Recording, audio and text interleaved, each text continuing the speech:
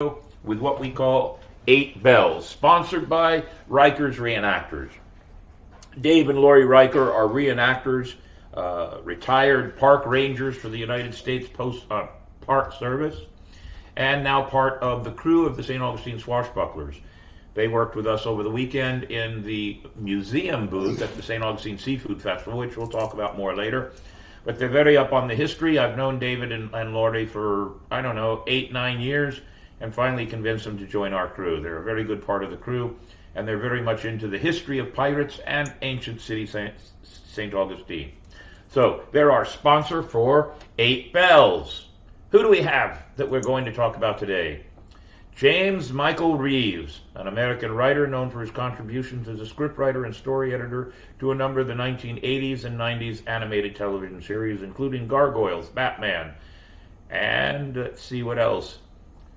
He's written media tie-in novels with children's books and collaborated with Steve Perry and won a 1993 Emmy Award for outstanding writing in an animated program for his work on Batman, the animated series. He was 72 years old, ladies and gentlemen. And Joe Giella was an American comic book artist, best known as a DC comic inker during the late 50s and 60s. He did the Silver Age of comic books, one of the creators synonymous with the Silver Age of comics, Batman, Green Lantern, Adam Strange. He was 94 years old. Aye, both of them icons in our world. Ben Shelly was the 7th president of the Navajo Nation. He was the first president to have been elected both president and vice president of the Navajo Nation, as well as the first New Mexican Navajo to hold the Navajo presidency. Shelly served on the U.S. Centers for Medicare and Medicaid Services Tribal Technical Advisory Group, leading efforts to amend existing Medicaid laws to ensure that a certificate of Indian blood could be used to verify U.S. citizenship. He was 75 years old.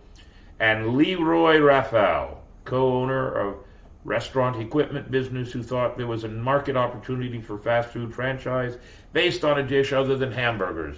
They wanted to call their restaurants Big Tex, but that name was already used by an Akron business. Instead, they chose the name Arby's, based on RV, the initials Raffel Brothers.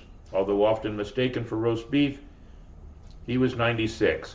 That's kind of a funny tie-in line. He was often mistaken for roast beef, but he was 96.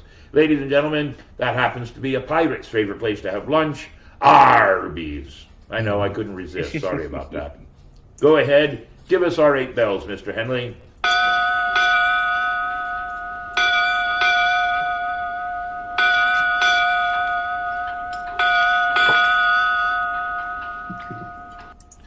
Ladies and gentlemen, we salute the families and the loved ones of those that have passed, and the fans that knew them well. Aye. 2 shots down.